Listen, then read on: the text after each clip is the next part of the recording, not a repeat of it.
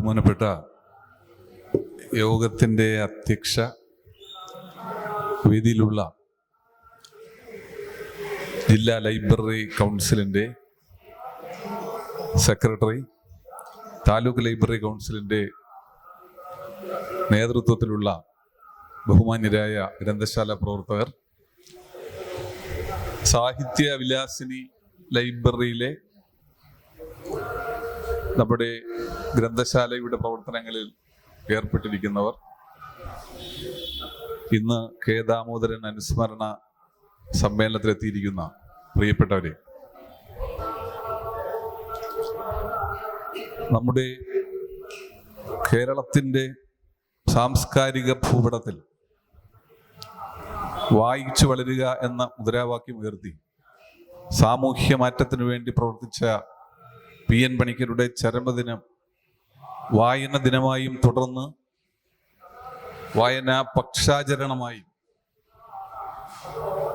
അത് നമ്മുടെ വ്യത്യസ്ത മേഖലകൾ, വിദ്യാഭ്യാസ വകുപ്പ്, അതുപോലെ ഗ്രന്ഥശാല പ്രസ്ഥാനങ്ങൾ, കേരളത്തിൻ്റെ സാംസ്കാരിക വകുപ്പ് തുടങ്ങിയ വിവിധ മേഖലകളിൽ വായനയുടെ സൗരഭ്യം എത്രമാത്രം നമ്മുടെ നാട്ടിൻപുറങ്ങളിൽ പൂത്തുലയണം എന്ന ചിന്ത കടന്നു വന്ന ഒരു സാഹചര്യത്തിലാണ് നമ്മളിന്ന് ജൂൺ 19 ശേഷം ഒരു വായന പക്ഷാചരണം 14 ദിവസത്തിന് ശേഷം ഇന്ന് വളരെ ആകസ്മികമായി ജൂലൈ 3 14 ദിവസം പൂർത്തിയാവുന്ന ദിവസം കേരളത്തിൻ്റെ രാഷ്ട്രീയ ചരിത്രത്തിലും സാമൂഹിക ജീവിതത്തിലും വലിയ മാറ്റങ്ങൾ വരുത്തിയ കെ ദാമോദരൻ എന്ന സാമൂഹിക പരിഷ്കർത്താവും വിപ്ലവകാരിയുമായ കറതീർന്ന കമ്മ്യൂണിസ്റ്റ് എന്ന് നാം വിശേഷിപ്പിക്കുന്ന ഒരു മഹാമനുഷ്യന്റെ ഓർമ്മ നാം പങ്കുവയ്ക്കുന്നത്.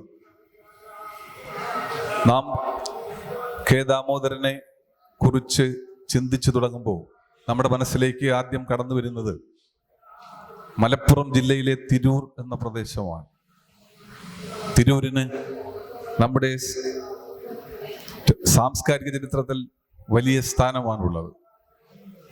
തിരൂരിലെ എഴുത്തച്ഛൻ മലയാളികളുടെ മനസ്സിൽ സാഹിത്യത്തിൻ്റെ ഉത്തുംഗതകൾ കടന്ന, മലയാളിയെ ഭക്തിപ്രസ്ഥാനത്തിൻ്റെ എല്ലാ മേഖലകളിലേക്കും കൂട്ടിക്കൊണ്ടുപോയ വലിയ മഹാനായ കവിയായിരുന്നു.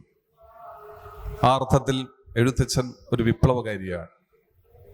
എഴുത്തച്ഛൻ്റെ വിപ്ലവം നാം തിരിച്ചറിയുന്നത് കേരളീയ സാമൂഹ്യ ജീവിതത്തിൽ അതുവരെ ഉണ്ടായിരുന്ന ഭോഗലാലസ്യതയുടെ ഒരു അന്തരീക്ഷത്തിൽ സമൂഹത്തിലെ മനുഷ്യർ, അവർ ഓരോരുത്തരും എല്ലാത്തരം സാംസ്കാരിക ചുറ്റുപാടുകളിൽ നിന്നും അകന്ന് ഒരു പ്രത്യേക മാനസിക ഭാവത്തിൽ ജീവിച്ചു പോകുന്ന ഒരു മനുഷ്യരെ, ഒട്ടേറെ മനുഷ്യരെ തൻ്റെ കവിതകളിലൂടെ ആത്മബോധത്തിൻ്റെ ശിലകൾ പാകിക്കൊണ്ട് മലയാളികളുടെ മനസ്സിൽ സംഗീതത്തിൻ്റെയും മാസ്മരികതയുടെയും കാവ്യബോധത്തിൻ്റെയും അലകൾ സൃഷ്ടിച്ച എഴുത്തച്ഛൻ്റെ നാട്, ആ നാടിലാണ് നമ്മൾ മറ്റൊരു വിപ്ലവകാരിയെ കണ്ടെത്തുന്നത്. കെ ദാമോദരൻ എന്ന വിപ്ലവകാരിയെ നാം കാണുന്നു. കെ ദാമോദരൻ്റെ ജീവിതത്തെ സംബന്ധിച്ചുള്ള ഒട്ടേറെ വിവരങ്ങൾ നമുക്ക് പി ഗോവിന്ദപിള്ളയുടെ പുസ്തകത്തിൽ വായിക്കാം. കെ രാമൻ പിള്ള, കെ ദാമോദരൻ എന്ന വിപ്ലവകാരിയുടെ ജീവിതത്തെ നാം വായിക്കുന്നത് കെ ദാമോദരൻ പോരും പൊരുളും എന്ന പുസ്തകത്തിലാണ്. കെ ദാമോദരൻ പോരും പൊരുളും എന്ന പുസ്തകം, അതുപോലെ ദാമോദരന്റെ ജീവിതത്തെ അടയാളപ്പെടുത്തുന്ന ഏറ്റവും പ്രധാനപ്പെട്ട ഒരു ആത്മകഥ എഴുതിയ M റഷീദിന്റെ പുസ്തകം. ഈ 2 പുസ്തകങ്ങളാണ് നമുക്ക് കെ ദാമോദരൻ എന്ന വിപ്ലവകാരിയെ അടയാളപ്പെടുത്തുവാൻ പ്രധാനമായും നമ്മുടെ മനസ്സിൽ ലഭിക്കുന്നത്. 2 കാര്യങ്ങളാണ് കെ ദാമോദരന്റെ ജീവിതത്തിൽ മാറ്റം വരുത്തിയത്. പ്രധാനമായും ഒരു കാര്യം, അദ്ദേഹത്തിൻ്റെ വലിയൊരു കുടുംബത്തിലാണ് അദ്ദേഹം ജനിച്ചത്. വലിയ സമ്പന്നതയുടെ ഒരു പടിത്തട്ടിൽ ജനിച്ച അന്തരീക്ഷമായിരുന്നു കെ ദാമോദരൻ. അങ്ങനെ വലിയ കുടുംബത്തിൽ ജനിച്ചു. നമ്മുടെ നാട്ടിൽ, നമ്മുടെ കേരളീയ സമൂഹത്തിൽ ഇത്തരത്തിൽ വിപ്ലവാത്മകമായി പ്രവർത്തിക്കുന്ന ഒട്ടേറെ മനുഷ്യർ, അവർ സമ്പന്നരായി അല്ലെങ്കിൽ വലിയ കുടുംബത്തിൽ ജനിച്ചു എന്ന് നമുക്കറിയാം. പക്ഷെ അങ്ങനെ വലിയ കുടുംബത്തിൽ ജനിച്ച മനുഷ്യൻ എന്നതിനപ്പുറം തൻ്റെ ജീവിതത്തിൽ താൻ മുന്നോട്ട് വയ്ക്കുന്ന രാഷ്ട്രീയ ഭൂമികയിൽ പുതിയ പടവുകൾ കയറാൻ ശ്രമിച്ച കെ ദാമോദരൻ എന്ന വിപ്ലവകാരി. അദ്ദേഹം കോഴിക്കോട് സാമൂതിരി കോളേജിലേക്ക് പഠിക്കാനായി എത്തുമ്പോൾ അദ്ദേഹം ഒരു ഓലക്കുടയുമായിട്ടാണ് അവിടെ എത്തുന്നത്. അവിടേക്ക് തൻ്റെ പഠനത്തിനായി എത്തിച്ചേരുന്ന കെ ദാമോദരൻ കോഴിക്കോട് സാമൂതിരി കോളേജിലേക്ക് എത്തുമ്പോൾ അദ്ദേഹത്തിന്റെ പേരിനോടൊപ്പം ഉണ്ടായിരുന്ന വാല് മുറിച്ചു കളഞ്ഞു. കെ ദാമോദര മേനോൻ എന്ന തൻ്റെ പേരിനൊപ്പമുള്ള മേനോൻ എന്ന ജാതിവാൽ മുറിച്ചുകൊണ്ട് അദ്ദേഹം കോളേജിലേക്ക് എത്തി. അങ്ങനെ കോളേജിലേക്ക് എത്തുമ്പോൾ അദ്ദേഹത്തിന്റെ കൈവശം ഒരു ഓലക്കുട കൂടി ഉണ്ടായിരുന്നു. ഒരു ഓലക്കുടയും ഖദർ വസ്ത്രവും ധരിച്ചുകൊണ്ട് കോഴിക്കോട് സാമൂതിരി കോളേജിലേക്ക് എത്തിച്ചേരുന്ന കെ ദാമോദരനെ അക്കാലത്ത് നമുക്കറിയാം ഉപേക്ഷിക്കലിന്റെ രാഷ്ട്രീയത്തെ സംബന്ധിച്ച് നാം ആലോചിക്കുന്നു.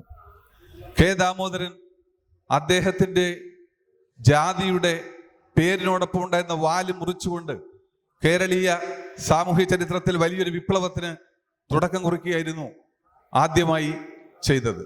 വലിയ സമ്പന്ന കുടുംബത്തിലുണ്ടായിരുന്ന കെ ദാമോദരന് ആ വീട്ടിൽ നിന്ന് മരുമക്കത്തായ തറവാടിന്റെ അന്തരീക്ഷത്തിൽ രൂപപ്പെട്ട ആ വീട്ടിലെ സാമൂഹിക അന്തരീക്ഷത്തിൽ നിന്ന് കോളേജ് അന്തരീക്ഷത്തിലേക്ക് എത്തിച്ചേർന്ന ദാമോദരൻ അവിടെ ഇന്ത്യയിൽ ഉണ്ടായിരുന്ന സാമൂഹിക മാറ്റത്തിൽ ആകർഷകനാവുന്നു.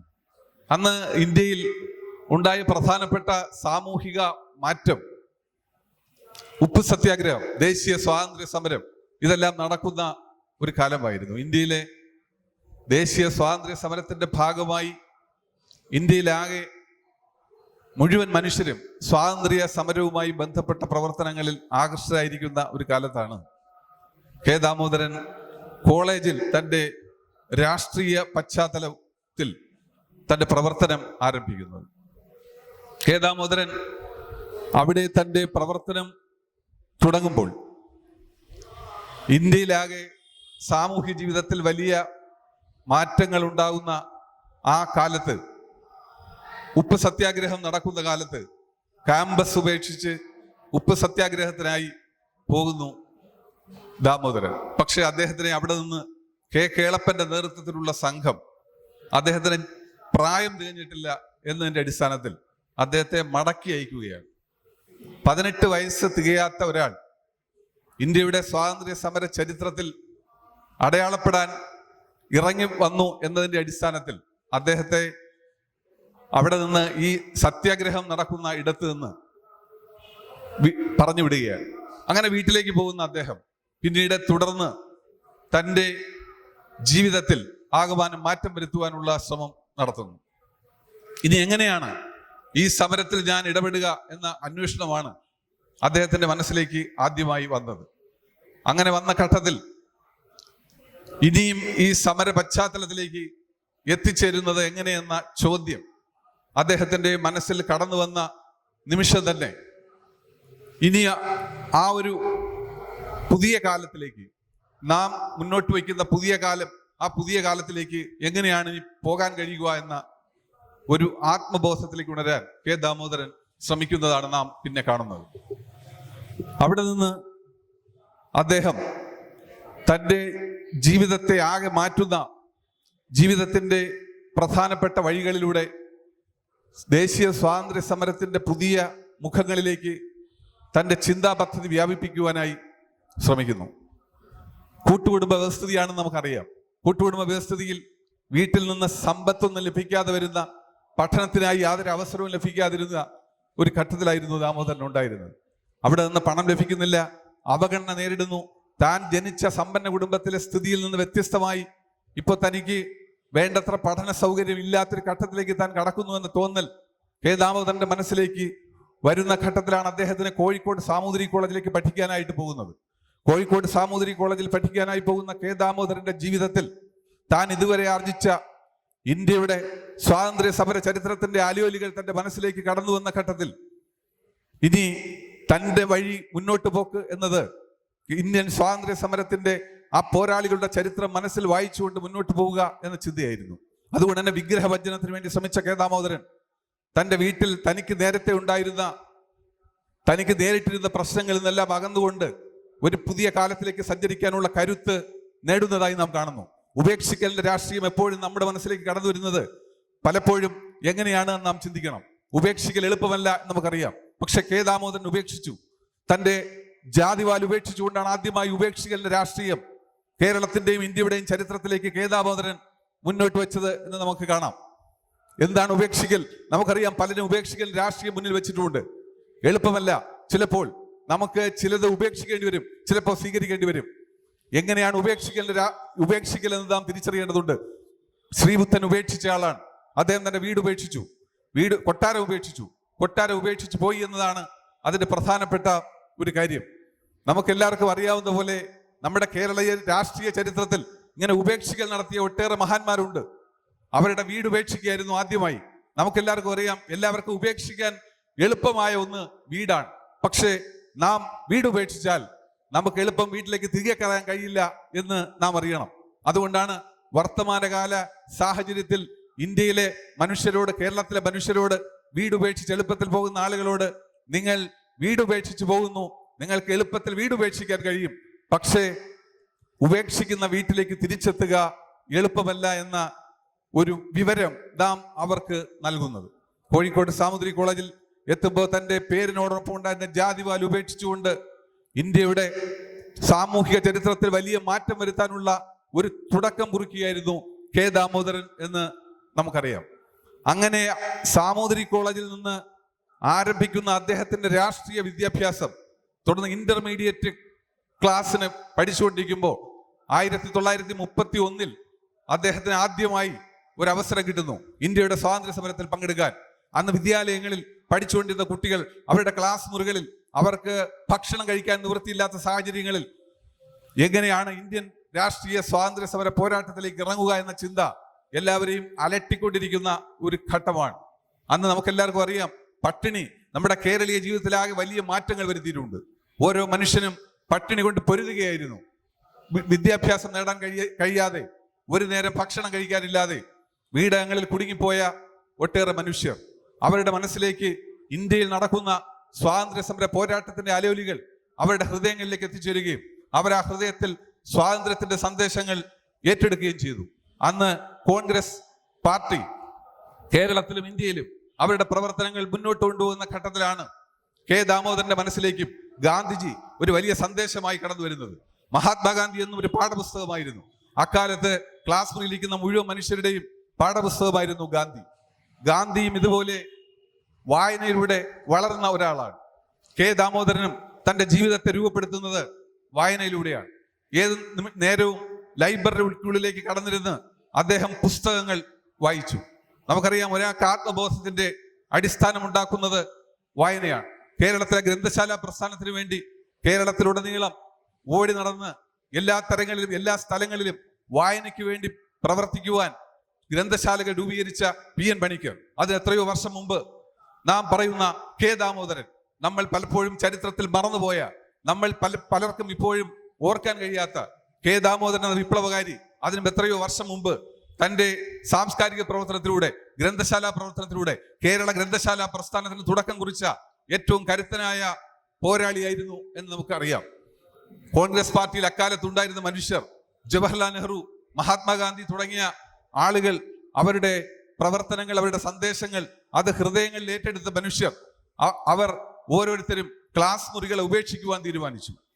ക്ലാസ്സിൽ അധ്യാപകർ തങ്ങളുടെ പ്രവർത്തനങ്ങൾ നടത്തുമ്പോൾ അതിനുമപ്പുറം ഇന്ത്യയിൽ നടക്കുന്ന പോരാട്ടങ്ങളുടെ ചരിത്രം ഹൃദയഭിത്തികളിൽ ഏറ്റുവാങ്ങി ക്ലാസ് മുറിക്കുള്ളിൽ ഇരിക്കാൻ കഴിയാതെ അസ്വസ്ഥര മനസ്സുമായി പുറത്തേക്ക് വരുന്ന എത്രയോ മനുഷ്യരുണ്ടായിരുന്നു അന്ന് കേരളത്തിൽ. കെ ദാമോദരനും ആ പട്ടികയിൽപ്പെട്ട പ്രധാനപ്പെട്ട ഒരാളായിരുന്നു. അദ്ദേഹം ക്ലാസ് മുറിയിൽ നിന്ന് പുറത്തേക്ക് വന്നു. വീട്ടിൽ വന്നപ്പോൾ വലിയ പ്രശ്നമാണ്. കൂട്ടുകുടുംബമാണ്. അമ്മാവന്റെ നേതൃത്വത്തിലാണ് വീട്ടിൽ പ്രവർത്തനങ്ങൾ നടക്കുന്നത്.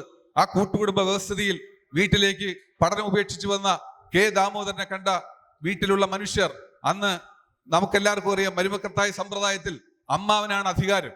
അമ്മാവന് അധികാരം പ്രയോഗിച്ചുകൊണ്ട് കെ ദാമോദരനോട് വീട്ടിലേക്ക് വരുമ്പോൾ അദ്ദേഹം ഈ ക്ലാസ് ഉപേക്ഷിച്ചുകൊണ്ട്, തന്റെ പഠനം ഉപേക്ഷിച്ചുകൊണ്ട് വീട്ടിലേക്ക് വന്ന് അയാൾ സ്വീകരിക്കാൻ വേണ്ടത്ര തയ്യാറായില്ല. അമ്മാവന് വലിയ വിഷമം ഉണ്ടായിരുന്നു. ഇതുപോലെ സ്വാതന്ത്ര്യ സമരത്തിലും മറ്റ് പ്രവർത്തനങ്ങളിലും ഏർപ്പെട്ടുകൊണ്ട് ഈ നമ്മുടെ ഈ വീട്ടിലുണ്ടായിരുന്ന ഈ കുടുംബ പേര് ഇല്ലാതാക്കാൻ കെ ദാമോദരൻ ശ്രമിക്കുമോ എന്ന ഭയം അമ്മാവന്റെ മനസ്സിലേക്ക് കടന്നു വരുന്നു. അങ്ങനെ വരുന്ന ഘട്ടത്തിൽ അദ്ദേഹത്തിന് ഇനി വീട്ടിൽ നിന്ന് ഒരു ആനുകൂല്യവും നൽകരുത് എന്ന് തീരുമാനിക്കുന്നു. പക്ഷേ കെ ദാമോദരൻ തോൽക്കുന്നില്ല. അദ്ദേഹത്തിന്റെ മനസ്സിൽ ഇന്ത്യൻ സ്വാതന്ത്ര്യ സമരത്തോടുള്ള അടങ്ങാത്ത മോഹമുണ്ടായിരുന്നു. ആ മോഹം തന്റെ മനസ്സിൽ രൂപപ്പെട്ടു നിൽക്കവേ ഒരു കാരണവശാലും എവിടെയും താൻ അടിയറവ് പറയില്ല, താൻ കീഴടങ്ങില്ല എന്ന് പ്രഖ്യാപിച്ചുകൊണ്ട് കെ ദാമോദരന്റെ ഉടൻ തന്നെ തന്റെ ജീവിതത്തിന്റെ അടുത്ത സമര പോരാട്ടത്തിലേക്ക് തിരിയുകയാണ്. അങ്ങനെ നിൽക്കുന്ന ഘട്ടത്തിലാണ് അദ്ദേഹം ഇന്റർമീഡിയറ്റിന് ഒരു പേപ്പറിന് തോറ്റുപോകുന്നത്.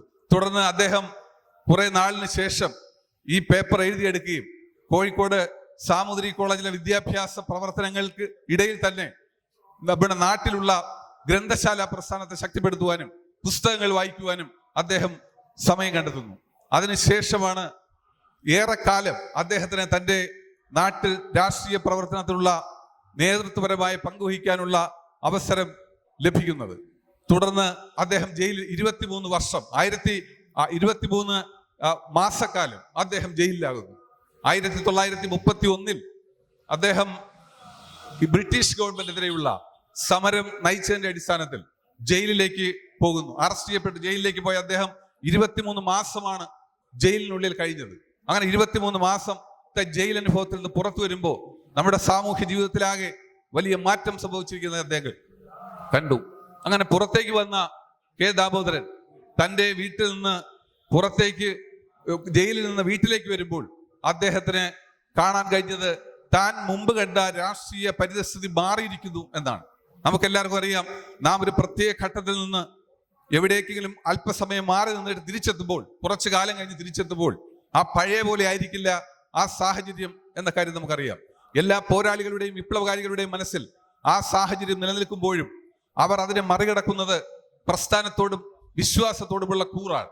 അതിനെ സംബന്ധിച്ച കൃത്യമായ വ്യാഖ്യാനമാണ്, അതിനെ സംബന്ധിച്ച അന്വേഷണമാണ്. ഓരോ ഇടങ്ങളിലും താൻ വിശ്വസിക്കുന്ന സന്ദേശങ്ങളെ തന്റെ മനസ്സിലിട്ട് ഉരുവിട്ട് ഒരു പുതിയ കാലത്തിന്റെ അവസ്ഥയിലേക്ക് പോകാൻ കഴിയുമെന്ന തോന്നലാണ്.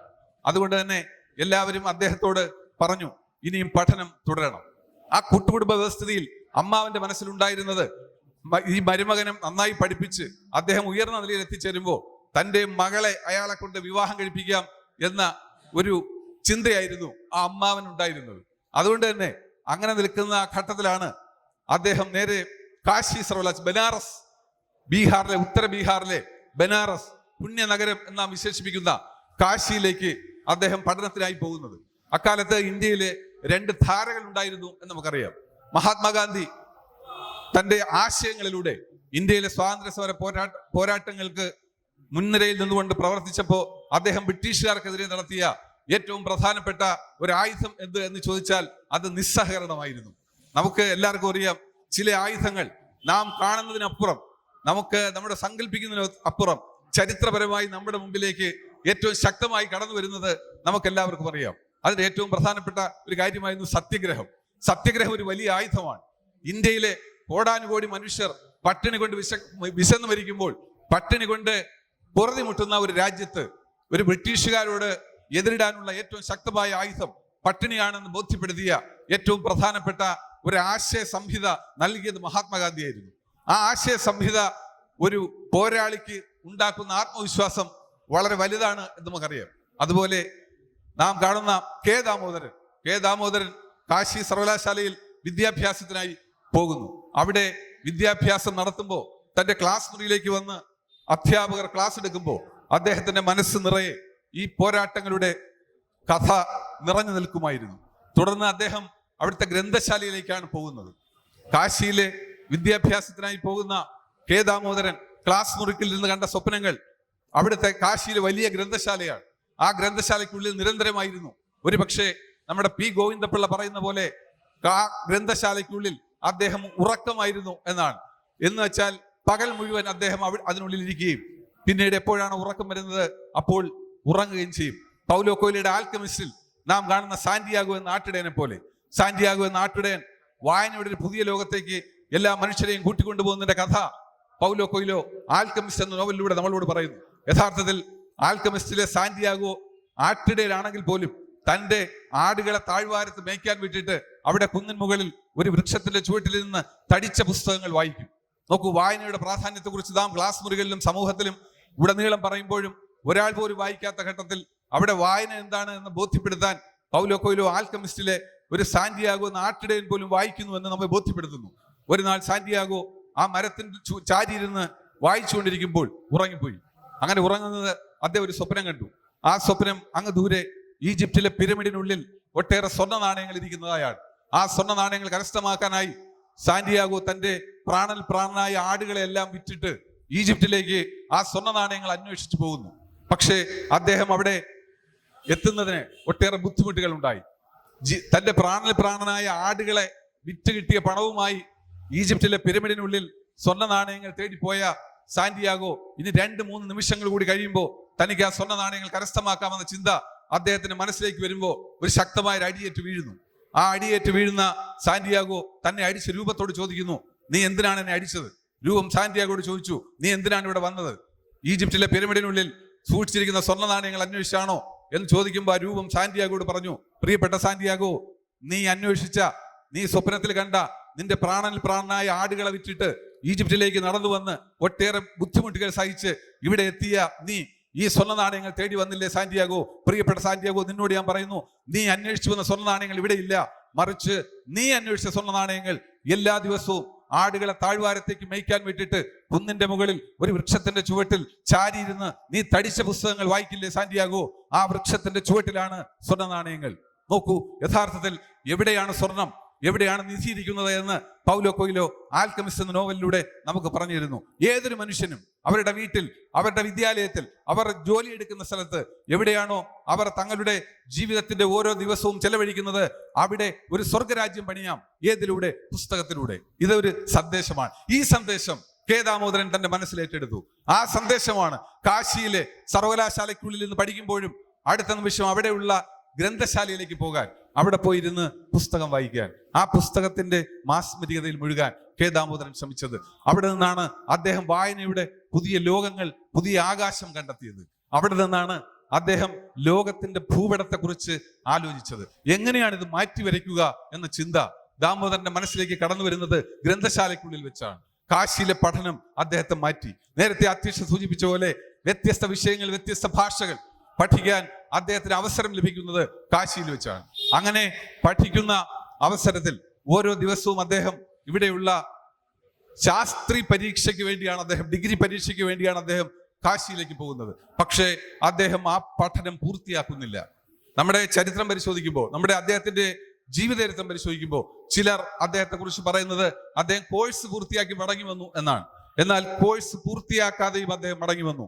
എന്തുകൊണ്ട് എന്ന ചോദ്യം നമ്മുടെ മനസ്സിലേക്ക് വരുമ്പോഴാണ് ഇന്ത്യയിൽ കോൺഗ്രസിൽ വ്യത്യസ്ത ധാരകൾ രൂപപ്പെട്ടു എന്ന ചിന്ത കെ ദാമോദരന്റെ മനസ്സിലേക്ക് കടന്നു വരുന്നത്. കോൺഗ്രസ് പ്രസ്ഥാനത്തിൽ നിൽക്കുമ്പോഴും ഗാന്ധിജിയുടെ പ്രവർത്തനങ്ങൾ നമ്മുടെ ഇന്ത്യയിലെ എല്ലാവരുടെയും മനസ്സിൽ സ്വാതന്ത്ര്യത്തിന്റെ ആവേശങ്ങൾ ഉണ്ടാക്കിയെങ്കിലും ചില ഘട്ടങ്ങളിലെല്ലാം ഈ ചില സമരമാർഗങ്ങൾ വഴിതെറ്റിപ്പോകുന്നു എന്ന ചിന്ത എപ്പോഴെങ്കിലും ഗാന്ധിജിയുടെ മനസ്സിലേക്ക് വരുമ്പോൾ ഗാന്ധിജി സമരം നിർത്തിവെക്കും. അത് അദ്ദേഹത്തിന്റെ ഒരു തന്ത്രമായിരുന്നു. അങ്ങനെ ചില നിസ്സഹകരണ പ്രസ്ഥാനത്തിന്റെ ഭാഗമായി സമരം മുന്നോട്ട് പോകുന്ന ഘട്ടത്തിൽ മഹാത്മാഗാന്ധി ഒരു ഘട്ടത്തിൽ ഈ സമരം നിർത്തിവെക്കുന്നു. ആ സമരം നിർത്തിവെക്കുമ്പോൾ അവിടെ ഗാന്ധി ഇർവിൻ സന്ധി അവിടെ രൂപപ്പെടുന്നു. ഗാന്ധി ഇർവിൻ സന്ധി ഇന്ത്യയിൽ ഗാന്ധിജിയുടെ നേതൃത്വത്തിൽ നടപ്പാക്കുമ്പോൾ അന്ന് ഗാന്ധിജിയും ഇർവിനുമായി ഉണ്ടായിരുന്ന ഈ സന്ധിയിലെ അംശങ്ങൾ ഒന്നും പാലിക്കപ്പെട്ടില്ല പിൽക്കാലത്ത്. പക്ഷെ അന്ന് ഈ കോൺഗ്രസിൽ ഉറച്ചു നിന്ന, ഈ കോൺഗ്രസിൽ തന്നെ ഉള്ള ഇടതുപക്ഷ ചേരിയിലുള്ള മനസ്സുള്ള സോഷ്യലിസ്റ്റ് ആശയങ്ങൾ മനസ്സിൽ സൂക്ഷിക്കുന്ന, സോഷ്യലിസ്റ്റ് ചിന്തയും അതുപോലെ തന്നെ സ്വാതന്ത്ര്യ സമരത്തോടുള്ള അഭിവാഞ്ഛയും നിലനിൽക്കുന്ന മനുഷ്യരുടെ എല്ലാം മനസ്സിൽ സന്ദേഹമുണ്ടാക്കി. എന്താണ് ഈ കോൺഗ്രസിൽ സംഭവിക്കുന്നത് എന്ന ആലോചനയാണ് എല്ലാവരുടെയും മനസ്സിൽ ഉണ്ടാക്കിയിരുന്നത്. ആ ഘട്ടത്തിലാണ് ഇന്ത്യയിലെ കോൺഗ്രസ് പാർട്ടിക്കുള്ളിൽ വ്യത്യസ്ത വിഭാഗങ്ങൾ, ചിന്താഗതികൾ ഉണ്ടാകുന്നു എന്ന് തോന്നുമ്പോൾ ഒരു വിഭാഗം ഇന്ത്യൻ സ്വാതന്ത്ര്യ സമരത്തെ കുറിച്ച് ആലോചിക്കുമ്പോൾ മറ്റൊരു വിഭാഗം സോഷ്യലിസ്റ്റ് ആശയങ്ങളിൽ ആകർഷകരാകുന്നു. അങ്ങനെ സോഷ്യലിസ്റ്റ് കോൺഗ്രസ് എന്ന ചിന്ത ഉള്ള ഒരു വിഭാഗം ഈ കോൺഗ്രസ് ആശയങ്ങളോടൊപ്പം ചേരുന്നു. ഒപ്പം തന്നെ ലോകത്താകമാനം ഉണ്ടായിരിക്കുന്ന മാറ്റം. അങ്ങ് ദൂരെ റഷ്യയിൽ, നമുക്കെല്ലാവർക്കും അറിയാം, റഷ്യയിൽ ഉണ്ടാകുന്ന കമ്മ്യൂണിസ്റ്റ് ആശയങ്ങളുടെ അടിസ്ഥാനത്തിൽ അവിടെ ഉണ്ടാകുന്ന മാറ്റം. മഹാനായ മാർക്സും ലെനിനും അവരുടെ ആശയങ്ങൾ അവതരിപ്പിച്ചതിന്റെ അടിസ്ഥാനത്തിൽ ലോകമാകെ ഒരു പുതിയ മാറ്റത്തിന് വേണ്ടി പുരോഗമന സ്വഭാവമുള്ള മനുഷ്യർ ഒരുമിച്ച് നിൽക്കുന്ന ആ സന്ദേശവും നമുക്ക് കെ ദാമോദരന്റെ മനസ്സിലേക്ക് എത്തിച്ചേരുന്നു. ഈ ഘട്ടത്തിലാണ് അദ്ദേഹം കാശി ഉപേക്ഷിക്കുന്നത്. നമുക്കറിയാം, അദ്ദേഹം ആദ്യം തന്നെ തൻ്റെ നാട്ടിലുള്ള കോഴിക്കോട് സാമൂതിരി കോളേജിലെ പഠനം അദ്ദേഹത്തിന്റെ ഒരു പോരാട്ടത്തിന്റെ ഫലമായി ജയിലറയ്ക്കുള്ളിൽ അടയ്ക്കപ്പെട്ടതുകൊണ്ട് പഠനം മുന്നോട്ട് പോകാൻ കഴിയാത്ത സാഹചര്യത്തിൽ അങ്ങ് ദൂരെ കാശിയിലേക്ക് അദ്ദേഹത്തിനെ വിദ്യാഭ്യാസത്തിനായി അയക്കുമ്പോൾ, കാശിയിലേക്ക് വിദ്യാഭ്യാസത്തിനായി കെ ദാമോദരൻ പോകുമ്പോൾ ഒട്ടേറെ പ്രതിസന്ധികൾ ഉണ്ടായിരുന്നു. അദ്ദേഹത്തിന്റെ വീട്ടിൽ നിന്ന് പണം കൊടുക്കില്ല. അമ്മാവൻ അദ്ദേഹത്തെ പുറത്താക്കാൻ തീരുമാനിച്ചു. പുകഞ്ഞ കൊള്ളി പുറത്ത് എന്ന മുദ്രാവാക്യം അമ്മാവൻ മുഴക്കി. പക്ഷേ വീട്ടിലുണ്ടായിരുന്ന മറ്റ് മനുഷ്യർക്ക് കെ ദാമോദരനോട് സ്നേഹമുണ്ടായിരുന്നു. അദ്ദേഹം പറയുന്നത് ശരിയാണെന്നും അദ്ദേഹത്തിന്റെ ചിന്ത വളരെ പ്രബുദ്ധമാണെന്നും അദ്ദേഹം ഈ നാടിനാകെ വിപ്ലവാഗ്നി പടരാൻ കഴിയുന്ന വിധത്തിലുള്ള ആലോചനകൾ മനസ്സിൽ സൂക്ഷിക്കുന്ന സർഗധനായ ഒരാളാണെന്നും ഉള്ള ബോധ്യം ആ വീടിനുള്ളിൽ ഉണ്ടായിരുന്ന ചിലർക്കെങ്കിലും ഉണ്ടായിരുന്നു. അവർ അദ്ദേഹത്തെ സഹായിക്കാൻ ശ്രമിച്ചു. ഒപ്പം തന്നെ അക്കാലത്ത് മാതൃഭൂമിയുടെ പത്രാധിപരായിരുന്ന കെ കേളപ്പൻ അദ്ദേഹം ഗാന്ധിജിയുടെ ചില പ്രവർത്തനങ്ങൾ, ഏകവഴി എന്ന് പറയുന്ന ഒരു ഗാന്ധിജിയുടെ ആശയങ്ങൾ സൂചിപ്പിക്കുന്ന പുസ്തകം ഇതിനോടകം നമ്മുടെ കോഴിക്കോട് സാമൂതിരി കോളേജിൽ പഠിച്ചുകൊണ്ടിരിക്കുന്ന കാലത്ത് തന്നെ കെ ദാമോദരൻ എഴുതിയിരുന്നു. അതിന്റെ കോപ്പി സൗജന്യമായി അച്ചടിച്ച് വിതരണം ചെയ്ത് കാശിയിലെ പഠനത്തിന് വേണ്ടി ഉപയോഗിക്കാം എന്ന് അദ്ദേഹം പറഞ്ഞു. അങ്ങനെ കെ ദാമോദരൻ അവിടെ എത്തുകയും അദ്ദേഹത്തിൽ നിന്ന് ഇത് വാങ്ങുകയും നാട്ടിലാകെ സഞ്ചരിച്ച് അത് വിൽക്കാൻ ശ്രമിക്കുകയും ചെയ്തു. പക്ഷേ അത് വേണ്ടത്ര പണം ലഭിച്ചില്ല. വീട്ടിലുണ്ടായിരുന്ന ചിലർ വളരെ സ്വകാര്യമായി മനസ്സിൽ സൂക്ഷിക്കുന്ന സ്നേഹത്തിന്റെ ചില കണികകളുണ്ട്. നമ്മൾ ആരും അറിയാതെ ആരൊക്കെയോ ഹൃദയഭിത്തികളിൽ നമ്മളോടൊപ്പം സൂക്ഷിക്കുന്ന ഐക്യദാർഢ്യത്തിന്റെ, നമ്മളെ പരസ്പരം ബന്ധിപ്പിക്കുന്ന സ്നേഹത്തിന്റെ ഒരു ചരട് അത് ഈ വീട്ടിലും ഉണ്ടായിരുന്നു. അവിടെ ഉണ്ടായിരുന്ന ചിലർ ഇദ്ദേഹത്തിന്റെ ഭാവിയെക്കുറിച്ച് സ്വപ്നം കാണുകയും അദ്ദേഹത്തിന് പഠിക്കാൻ ആവശ്യമായ പണം നൽകുകയും ചെയ്തു. അദ്ദേഹം കാശിയിലേക്ക് പഠിക്കാനായി പോകുന്നു. പക്ഷേ കാശിയിൽ നിന്ന് അദ്ദേഹം പഠനം ഉപേക്ഷിക്കുന്നത് ഇന്ത്യയിൽ, കേരളത്തിൽ വലിയ മാറ്റങ്ങൾ സംഭവിക്കുകയാണ്. സാമൂഹ്യ ജീവിതത്തിൽ മാറ്റങ്ങൾ ഉണ്ടാകുന്നു. നമുക്കെല്ലാവർക്കും അറിയാം, സാമൂഹ്യ ജീവിതത്തിലെ മാറ്റം ഇവിടെ ഗാന്ധിജിയുടെ ആശയങ്ങളോട് പൊരുത്തമില്ലാത്തൊരു സമൂഹം രൂപപ്പെട്ടുകൊണ്ടിരിക്കുന്നു. ഗാന്ധി ഇർവിൻ സന്ധിയിലൂടെ ആ കീഴടങ്ങലിന്റെ ഒരു രാഷ്ട്രീയമാണ് ഗാന്ധിജി മുന്നോട്ട് വെച്ചത് എന്ന് പലരും കുറ്റപ്പെടുത്തി. ആ ഘട്ടത്തിലാണ് തികഞ്ഞ സ്റ്റാലിൻ പക്ഷപാതിയായിരുന്ന ദാമോദരൻ, ട്രോട്സ്കി തുടങ്ങിയ നമ്മുടെ പക്ഷപാതിത്വത്തിന് പകരം സ്റ്റാലിൻ പക്ഷത്തോടായിരുന്നു കെ ദാമോദരന് ഇഷ്ടം. അതുകൊണ്ട് തന്നെ അദ്ദേഹം കാശിയിലെ ഗ്രന്ഥശാലകളിൽ ട്രോട്സ്കിയുടെ പുസ്തകങ്ങൾ അദ്ദേഹം വായിച്ചതേയില്ല. തികഞ്ഞ സ്റ്റാലിൻ പക്ഷപാതിയായ കെ ദാമോദരൻ തൻ്റെ മനസ്സിൽ രാജ്യത്തിന്റെ സ്വാതന്ത്ര്യത്തിന്റെയും പുരോഗമന വിപ്ലവ സ്വഭാവമുള്ള മനുഷ്യരുടെ കൂടിച്ചേരലിന്റെയും തൻ്റെ നാട്ടിലെ സാധാരണ മനുഷ്യരുടെ ജീവിതം ഇങ്ങനെയായാൽ പോരാ, മെച്ചപ്പെടൽ ഉണ്ടാകണം, ഓരോ മനുഷ്യർക്കും അധ്വാനിക്കുന്ന ജനവിഭാഗത്തിന് അവരുടെ പോരാട്ടങ്ങൾ ഉണ്ടാകണം, അവർക്ക് ഉന്നതികൾ ഉണ്ടാകണം, അവർ രാജ്യത്താകെ ഒരു പുതിയ രൂപഘടന സൃഷ്ടിക്കണമെന്ന ബോധ്യത്തിന്റെ അടിസ്ഥാനത്തിൽ കാശിയിൽ നിന്ന് കെ ദാമോദരൻ നാട്ടിലേക്ക് മടങ്ങും. യഥാർത്ഥത്തിൽ അദ്ദേഹത്തിന്റെ ഈ രണ്ടാമത്തെ ഘട്ടവും നാം കാണുന്നത് അദ്ദേഹം പഠനം ഉപേക്ഷിക്കുന്നത് രാഷ്ട്രീയത്തിനു വേണ്ടിയാണ് എന്നാണ്. 1937 അദ്ദേഹം മടങ്ങി വരികയും കോഴിക്കോട് അവർ 4 പേർ ചേർന്ന് ഒരു പുതിയ ആശയത്തിന് രൂപം കൊടുക്കുകയുമായിരുന്നു. ആ ആശയം നമുക്കറിയാം, യഥാർത്ഥത്തിൽ 1957 ഒന്നാം കമ്മ്യൂണിസ്റ്റ് മന്ത്രിസഭ മുതൽ കേരളത്തിന്റെ രാഷ്ട്രീയ ഭൂപടമാകെ മാറ്റിവരയ്ക്കുന്ന ഏറ്റവും ധീരോദോത്തമായ ഇടപെടലാണ് 1937 NC ശേഖറും പി കൃഷ്ണപിള്ളയും EMS നമ്പൂതിരിപ്പാടും കെ ദാമോദരനും ചേർന്ന് നടത്തുന്നത്. പി സുന്ദരയ്യയുടെയും SV ഖാട്ടയുടെയും അനുഗ്രഹാശിസുകളോടെ കേരളത്തിൽ ഒരു പുതിയ ആശയഗതിക്ക് രൂപം നൽകിയായിരുന്നു കെ ദാമോദരൻ. അങ്ങനെ നൽകിയ 1937 നൽകിയ ആശയഗതിയെ തുടർന്നാണ് 1939 പിണറായിയിലെ പാറപ്പുറത്ത് നടന്ന സമ്മേളനവും യഥാർത്ഥത്തിൽ ഇതിന്റെ തുടർച്ചയായിരുന്നു എന്ന് നമുക്ക് കാണാം. കോൺഗ്രസിനുള്ളിൽ ഉണ്ടായിരുന്ന സോഷ്യലിസ്റ്റ് ചിന്താഗതിയുള്ള മനുഷ്യരുടെ കൂടിച്ചേരലായിരുന്നു അത്. അവർ ഒരു വലിയ സ്വപ്നം കാണുകയായിരുന്നു. ഭാവിയിലെങ്ങോ വിദൂരത്തിലെങ്ങോ നമുക്ക് എല്ലാവർക്കും സമന്മാരായി നിൽക്കുന്ന, എല്ലാവരും ഒരുപോലെ ജീവിക്കുന്ന മനുഷ്യരെല്ലാം ഉണ്ടാകുന്ന ഈ ദുഃഖങ്ങളില്ലാതെ എല്ലാവരും സമത്വത്തോടെ ജീവിക്കുന്ന സമത്വസുന്ദരമായ ഒരു കാലത്തെക്കുറിച്ചുള്ള ഓർമ്മ അവരെ ഒരുമിപ്പിച്ചു. എന്നെങ്കിലും ഒരു ചുവന്ന സൂര്യൻ ഉദിക്കുമെന്ന കിഴക്കൻ ചക്രവാളത്തിന്റെ ബോധത്തിലേക്ക് ഓരോരുത്തരും സ്വപ്നം കണ്ട് ഉണരുകയായിരുന്നു. ആ ഉണർച്ചയുടെ പശ്ചാത്തലത്തിലാണ് അവർ സംഘം ചേർന്നത്. അങ്ങനെ സംഘം ചേരുകയും അവർ ഒന്നിച്ച് ഒരു പ്രസ്ഥാനത്തിന്, ഒരു ആശയഗതിക്ക് രൂപം കൊടുക്കുകയും ചെയ്തു. ആശയഗതിയുടെ രൂപം അവിടെ ഉണ്ടായതിനു ശേഷം പാർട്ടി അദ്ദേഹത്തോട് പറഞ്ഞ, കെ ദാമോദരനോട് പറഞ്ഞ പ്രവർത്തനങ്ങൾ എങ്ങനെയാണ് ഇനി നാം കേരളീയ സമൂഹത്തിൽ പ്രവർത്തിക്കേണ്ടത്, അതിന് ഏറ്റവും ശക്തമായ ആയുധം നമ്മുടെ ഈ ആശയത്തിന്റെ അടിസ്ഥാനത്തിൽ മുന്നോട്ട് വെച്ചത് സാഹിത്യമാണ്.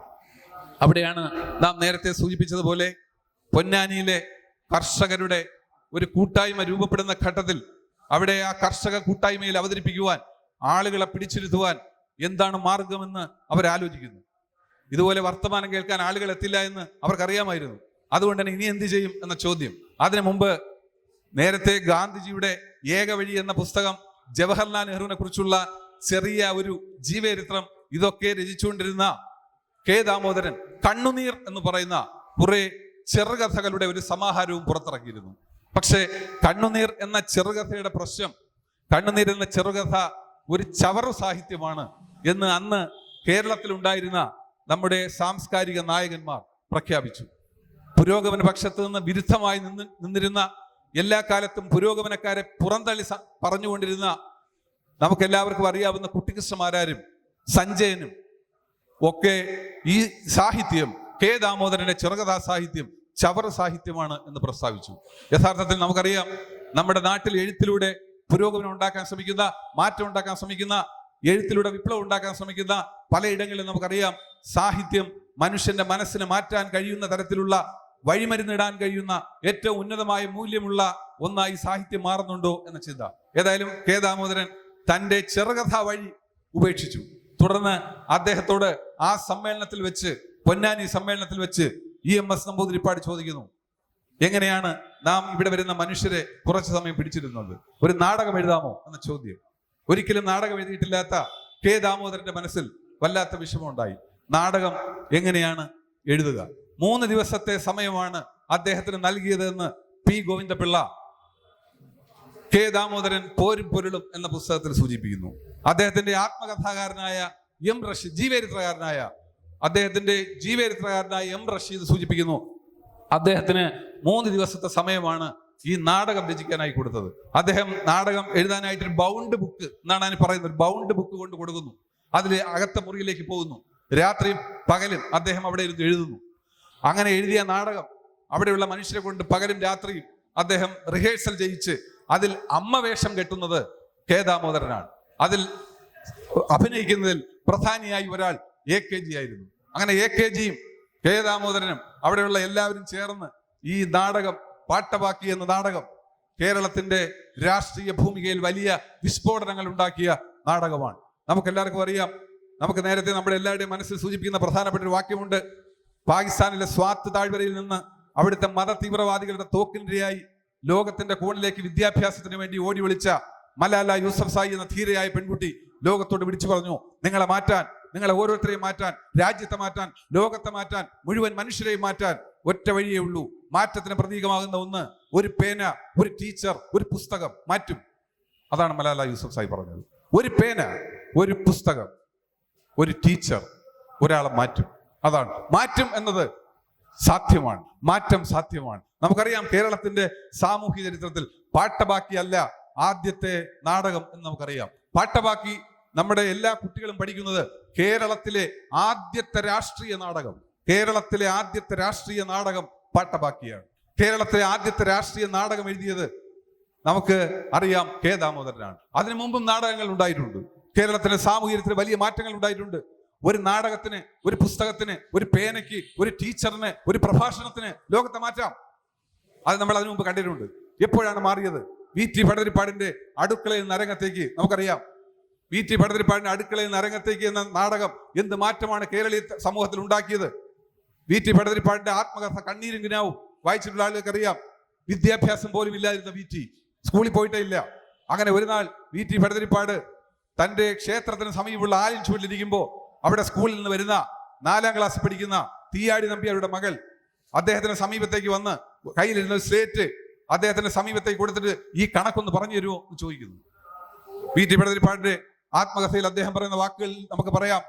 കുനിയനുറുമ്പ് നിരയിട്ട മാതിരി കടന്നു പോകുന്ന ആ സ്ലേറ്റിലേക്ക് ഞാൻ നോക്കിയപ്പോൾ എനിക്കൊന്നും മനസ്സിലായില്ല. പക്ഷേ ഇത്തിരി പോന്ന ആ പെൺകുട്ടിയോട് എനിക്ക് വായിക്കാൻ അറിയില്ലെന്ന് മീശമുളച്ച ഞാൻ എങ്ങനെയാണ് പറയുക? അതുകൊണ്ട് ഞാൻ അവളോട് ഒന്നും പറഞ്ഞില്ല. അവൾ മടങ്ങിപ്പോയി. അന്ന് രാത്രിയിൽ ഞാൻ വീട്ടിലേക്ക് പോയി. എന്റെ ആലോചന അതിര് കടന്നു, ആകാശത്തോളം എന്റെ ആലോചന കടന്നു. നിശീതനയുടെ നിശബ്ദതായി ലോകം കൂർക്കം വലിച്ചുറങ്ങവേ ഞാൻ വല്ലാതെ വിഷാദിച്ചു. പിറ്റേന്ന് രാവിലെ അദ്ദേഹം നേരെ ആലഞ്ച് വീട്ടിലേക്ക് പോകുന്നു. തീയാടി നമ്പ്യാരുടെ മകളെ കാത്തിരിക്കുന്നു. അവൾ വരുന്നു. അവളോട് VT ഭട്ടതിരിപ്പാട് പറഞ്ഞു, എനിക്ക് അക്ഷരം പറഞ്ഞു തരൂ. അങ്ങനെ VT ഭട്ടതിരിപ്പാടിന് തന്റെ സ്ലേറ്റിൽ ആ പെൺകുട്ടി എഴുതി കൊടുത്ത വാക്കുകൾ, അക്ഷരങ്ങൾ VT ഭട്ടതിരിപ്പാട് വീട്ടിൽ പോയി അവിടെ ഇരുന്ന് രാത്രിയിൽ അദ്ദേഹം വായിച്ചു. വീണ്ടും കണ്ണീരും കിനാവും എന്ന ആത്മകഥയിൽ VT ഭട്ടതിരിപ്പാട് പറയുന്നു, നിശീതനയുടെ നിശബ്ദയിൽ ലോകം കൂർക്കം വലിച്ചുറങ്ങവേ ഞാൻ ആ അക്ഷരങ്ങൾ എന്റെ വായിലിട്ട് ചവച്ചു. ഉണങ്ങി വരേണ്ട കരിയിലെ കൂട്ടങ്ങൾക്കിടയിൽ ഒരു തീപ്പൊരി വീഴുന്ന പോലെയായിരുന്നു. അത് ആളിക്കത്തി. പിന്നീട് അവിടെ തിടപ്പള്ളിയിൽ ശർക്കര പൊതിഞ്ഞു കൊണ്ടുവന്ന കടലാസിൽ മാന്മാർക്ക് കുട എന്ന് എഴുതിയിരുന്നത് കൂട്ടി വായിച്ചപ്പോ എന്റെ മനസ്സിൽ 1000 സൗരമണ്ഡലങ്ങൾ വിരിഞ്ഞു എന്നാണ് VT ഭട്ടതിരിപ്പാട് തന്റെ കണ്ണീരും കിനാവും എന്ന ആത്മകഥയിൽ പറയുന്നത്. ആ VT ഭട്ടതിരിപ്പാടാണ് വിദ്യാഭ്യാസം നേടിയതിലൂടെ, അഗ്നി തന്റെ മനസ്സിലേക്ക് പ്രവഹിച്ചതിലൂടെ, അക്ഷരങ്ങൾ വെളിച്ചമായി പടർന്നപ്പോ, ലോകത്താകമാനം ഈ അക്ഷരങ്ങളിലൂടെ വളരാമെന്ന് തീരുമാനിച്ചപ്പോ VT ഭട്ടതിരിപ്പാട് അടുക്കളയിൽ നരങ്ങത്തേക്ക് നാടകം എഴുതി. ആ നാടകം ഈ കേരളീയ സമൂഹത്തിലാകെ വലിയ മാറ്റങ്ങൾ ഉണ്ടാക്കി. ഇവിടെ ആകമാനം ഈ നാടകം എല്ലാ ഇടങ്ങളിലും മനുഷ്യരുടെ മനസ്സിൽ മാറ്റങ്ങൾ ഉണ്ടാക്കി. അന്ന് വരെ അവരുടെ അടുക്കള തലങ്ങളിൽ വെളുത്ത വസ്ത്രം ധരിച്ച് 10 വയസ്സും 12 വയസ്സുള്ള പെൺകുട്ടികൾ 80 വയസ്സും 90 വയസ്സുമുള്ള പുരുഷന്മാരെ വിവാഹം കഴിക്കുകയും 1 or 2 മാസങ്ങൾക്കകം അയാൾ മരിച്ചു പോവുകയും വിധവ എന്ന് പേരിടുകയും പുറത്തേക്ക് വരാൻ കഴിയാതെ പോവുകയും മറ്റുള്ളവരുടെ മുമ്പായി എത്താൻ കഴിയാതെ വരികയും അങ്ങനെ അടുക്കളയ്ക്കുള്ളിൽ കരിപുരുട ജീവിതമായി കടന്നു വന്ന് ഒരിക്കൽ പോലും അവരുടെ നാവുകൾക്ക് പുതിയ സ്വാതന്ത്ര്യം പ്രഖ്യാപിക്കാനോ മറ്റുള്ള ഇടയിൽ ഇറങ്ങാനോ കഴിയാത്ത ആ സാഹചര്യത്തിൽ അവരെ ആകെ മാറ്റിയത് അടുക്കളയിൽ നരങ്ങത്തേക്ക് നാടകമാണ്. MB ഭട്ടതിരിപ്പാടിന്റെയും പ്രേംജിയുടെയും നമുക്ക് എല്ലാവർക്കും അറിയാം. MG ഭട്ടതിരിപ്പാട് പ്രേംജിയുടെ ഋതുമതി എന്ന നാടകം, അതുപോലെ തന്നെ MRBയുടെ മറക്കുടയ്ക്കുള്ളിലെ മഹാനരകം എന്ന നാടകം. ഈ നാടകം വലിയ മാറ്റങ്ങൾ ഉണ്ടാക്കി. എന്തിനേറെ പറയുന്നു, നമുക്ക് എല്ലാവർക്കും അറിയാം, കേരളത്തിന്റെ സാമൂഹിക ചരിത്രത്തിലാകെ മാറ്റമുണ്ടാക്കിയ നാടകമായിരുന്നു നിങ്ങൾ എന്നെ കമ്മ്യൂണിസ്റ്റ് ആക്കിയ നാടകം. തോപ്പിൽ ഭാസിയുടെ നിങ്ങൾ എന്നെ കമ്മ്യൂണിസ്റ്റ് ആക്കിയ നാടകം കേരളത്തിലുടനീളം നമ്മൾ ഓരോരുത്തരുടെയും മനസ്സിലുണ്ടാക്കിയ മാറ്റം നമുക്ക് അറിയാം. ആ നാടകത്തിന്റെ അവസാനം പരമപിള്ള, സമ്പന്ന കുടുംബത്തിൽപ്പെട്ട പരമപിള്ള മാല എന്ന പെൺകുട്ടിയിൽ നിന്ന് ചെങ്കൊടി ഏറ്റുവാങ്ങുമ്പോൾ അവിടെ ഉണ്ടായിരുന്ന മുഴുവൻ മനുഷ്യരും എഴുന്നേറ്റ് നിന്ന് ഇൻകുലാബ് സിന്ദാബാദ് വിളിക്കുന്നത് ഒരു നാടകം എങ്ങനെയാണ് മനുഷ്യരുടെ മനസ്സിൽ മാറ്റം ഉണ്ടാക്കുന്നത് എന്നതിന്റെ സൂചനയാണ്. നമുക്ക് എല്ലാവർക്കും അറിയാം, ഒരു പുസ്തകം ഒരു നാടകം മാറ്റും. മഹാത്മാഗാന്ധിയെ കുറിച്ച് നമുക്കറിയാം. മഹാത്മാഗാന്ധി ഇംഗ്ലണ്ടിലും ദക്ഷിണാഫ്രിക്കയിലും പോയി വിദ്യാഭ്യാസം ചെയ്ത ആളാണ്. അദ്ദേഹം വക്കീലായിരുന്നു. പക്ഷേ അദ്ദേഹം കോടതിയിൽ 1891 അദ്ദേഹത്തിന്റെ കേസ് വാദിക്കാൻ വേണ്ടി കൊടുക്കുന്നു. ആ കേസ് വാദിക്കാൻ കോടതി വന്ന ഗാന്ധി അവിടെ ജഡ്ജിയുടെ മുമ്പാകെ എഴുന്നേറ്റ് നിന്നു ആ കമ്പനിയുടെ വാദത്തിന് വേണ്ടി. പക്ഷെ അവിടെ നിന്ന് ജഡ്ജിയോട് ഒരു വാക്ക് പറയാൻ മഹാത്മാഗാന്ധി കഴിഞ്ഞില്ല. അദ്ദേഹത്തിന്റെ ശരീരമാകെ വിറച്ചു. ശരീരത്തിലൂടെ വിയർപ്പ് തുള്ളികൾ ഇറ്റിട്ട് വീണു. അദ്ദേഹം അടുത്ത നിമിഷം അവിടെ ബെഞ്ചിലിരുന്നു. എന്നിട്ട് അദ്ദേഹം മനസ്സിലാക്കി, എനിക്ക് ഈ കോടതിയിൽ വാദിക്കാൻ മറ്റുള്ളവരുടെ മുമ്പാകെ എഴുന്നേറ്റെന്ന് വർത്തമാനം പറയാൻ കഴിയുന്ന സാഹചര്യമില്ല എന്ന മഹാത്മാഗാന്ധി തിരിച്ചറിഞ്ഞു. അദ്ദേഹം പോയി. അദ്ദേഹം പറയുന്നു, എന്റെ സത്യാന്വേഷണ പരീക്ഷണങ്ങൾ എന്ന മഹാത്മാഗാന്ധിയുടെ ആത്മകഥ വായിക്കൂ. ആത്മകഥയിൽ മഹാത്മാഗാന്ധി പറഞ്ഞ പ്രധാനപ്പെട്ട ഒരു കാര്യം, ഞാൻ എന്നെ മാറ്റിയത് എങ്ങനെയാണ്, ഈ സൂര്യൻ അസ്തമിക്കാത്ത രാജ്യത്ത് ലോകത്തെ ആകെ കീഴടക്കിയിരുന്ന ബ്രിട്ടനെ, ആ ബ്രിട്ടീഷുകാരെ ഇന്ത്യയിൽ നിന്ന് പുറത്തു ചാടിക്കാൻ വേണ്ടി ഏറ്റവും വലിയ സമരായുധങ്ങൾ മുഴക്കിയ മഹാത്മാഗാന്ധിയെ മാറ്റിയ ഒരു പുസ്തകം, ആ പുസ്തകം ജോൺ റസ്കിന്റെ അൺടു ദിസ് ലാസ്റ്റ് എന്ന പുസ്തകമാണ്. 80 പേജുള്ള 6 അധ്യായങ്ങളുള്ള അൺടു ദിസ് ലാസ്റ്റ്, ഈ അവസാനം വരെ എന്ന പുസ്തകമാണ് എന്നെ മാറ്റിയത് എന്ന് എന്റെ സത്യാന്വേഷണ പരീക്ഷണങ്ങൾ എന്ന ആത്മകഥയിൽ മഹാത്മാഗാന്ധി എഴുതിയിരിക്കുന്നു. ഇങ്ങനെ ഒരു പുസ്തകത്തിന് മാറ്റം പാട്ടബാക്കി വലിയ മാറ്റങ്ങളാണ് ഉണ്ടാക്കിയത്. പാട്ടബാക്കി ഇവിടെ അവതരിപ്പിക്കുന്ന സമയം കേരളത്തിൽ നമുക്കറിയാം, പാട്ടബാക്കി നാടകത്തിന്റെ അത് സ്ക്രിപ്റ്റ് നിങ്ങൾ വായിച്ചു നോക്കി അറിയാം. പട്ടിണി കൊണ്ട് പൊറുതിമുട്ടുന്ന ഒരിടത്ത് ഒരു നേരത്തെ ഭക്ഷണത്തിന് വേണ്ടി ആ ഒരു വിഷമിക്കുന്ന ഒരു കുടുംബത്തിന്റെ പശ്ചാത്തലം അവതരിപ്പിച്ചുകൊണ്ടാണ് ആ നാടകം തുടങ്ങുന്നത്.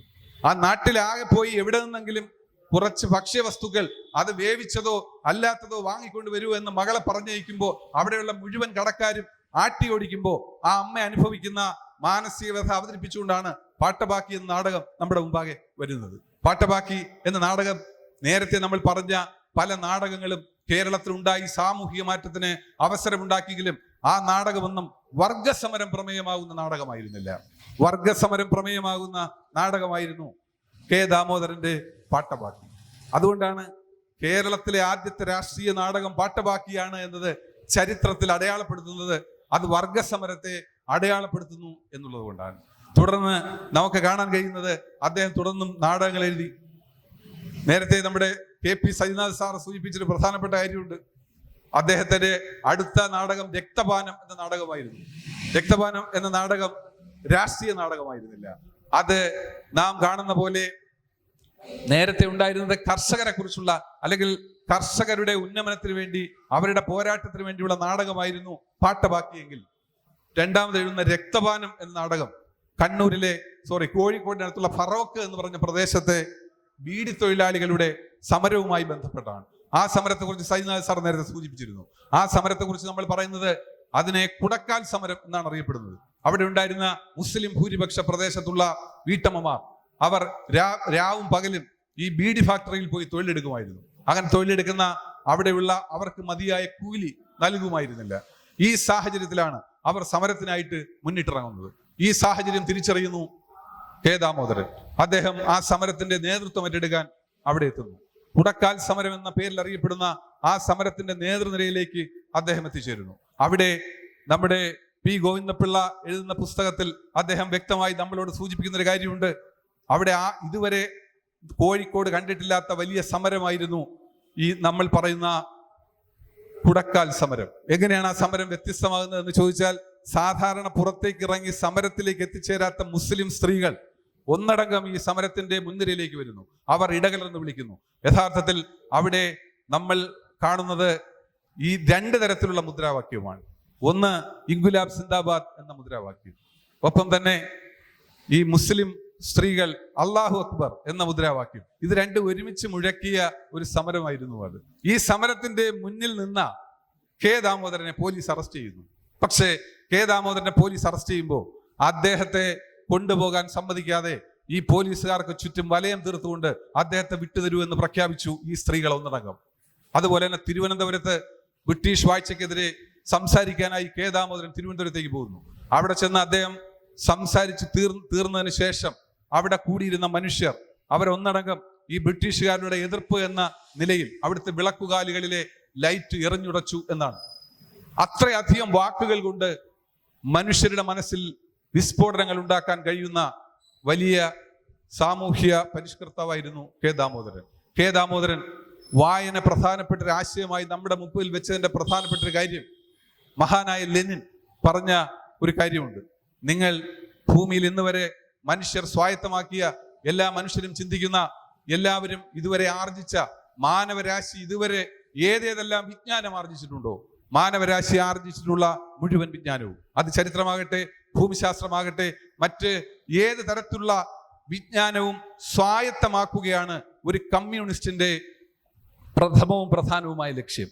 നിങ്ങൾ ഓരോരുത്തരും വിചാരിക്കുന്നുണ്ടോ, ലെനിൻ മോസ്കോയിൽ നടത്തിയ അദ്ദേഹത്തിന്റെ 3ാം കോൺഗ്രസിൽ നടത്തിയ പ്രസംഗത്തിലാണ് അദ്ദേഹം സൂചിപ്പിച്ചത്, മനുഷ്യരാശി ഇന്ന് വരെ നേടിയിട്ടുള്ള എല്ലാ വിജ്ഞാനവും ആരാണോ നേടുന്നത്, അവിടെ പ്രത്യയശാസ്ത്രത്തിന്റെയോ മറ്റുള്ളവർക്ക് മനസ്സിലാകാത്ത ഭാഷയുടെയോ അല്ലെങ്കിൽ പുതിയ ചിന്താ പദ്ധതികളെയോ ആവിഷ്കരണമല്ല, മറിച്ച് വിജ്ഞാനത്തിന്റെ പുതിയ ആവിഷ്കരണം നിങ്ങൾ എപ്പോഴാണോ നടത്തുന്നത്, അങ്ങനെ നടത്തുമ്പോഴാണ് നിങ്ങൾ യഥാർത്ഥ കമ്മ്യൂണിസ്റ്റ് ആകുന്നത് എന്ന് ലെനിൻ പറഞ്ഞു. ആ ലെനിൻ പറഞ്ഞ വാക്യം ദാമോദരൻ വായിച്ചു. രണ്ടാമത് വീണ്ടും ലെനിൻ പറഞ്ഞ ആശയം എന്താണെന്ന് ചോദിച്ചാൽ, എനിക്കൊന്നും അറിയില്ല എന്ന വിശ്വാസത്തോടെ വേണം നമ്മൾ ഓരോരുത്തരും വീണ്ടും വീണ്ടും പഠിക്കാൻ. എനിക്കെല്ലാം അറിയാം എന്ന് എപ്പോഴാണോ ഒരാൾ വിചാരിക്കുന്നത്, അയാൾ കമ്മ്യൂണിസത്തിൽ നിന്ന് പുറത്താകുന്നു. ഇതാണ് ലെനിൻ മോസ്കോയിലെ 3ാം കോൺഗ്രസിൽ നടത്തിയ പ്രസംഗം. അതുകൊണ്ട് മനുഷ്യരാശി ഇന്ന് വരെ നേടിയ മുഴുവൻ വിജ്ഞാനവും വായനയിലൂടെയോ സാമൂഹിക ഇടപെടലിലോ ആരാണോ സ്വായത്തമാക്കുന്നത്, അപ്പോൾ മാത്രമേ നമുക്ക് വിശ്രമിക്കാൻ കഴിയൂ എന്ന് ലെനിൻ പറഞ്ഞ ആശയം ദാമോദരൻ തന്റെ ജീവിതത്തിലുടനീളം പുലർത്തി. അതുകൊണ്ട് തന്നെ അദ്ദേഹം വായിച്ചുകൊണ്ടേയിരുന്നു. അദ്ദേഹത്തിന്റെ മറ്റൊരു പ്രധാനപ്പെട്ട പുസ്തകം മനുഷ്യൻ എന്നതാണ്. അതിനെ സംബന്ധിച്ച് സജിനാഥ് സാർ ഇവിടെ സൂചിപ്പിച്ചു.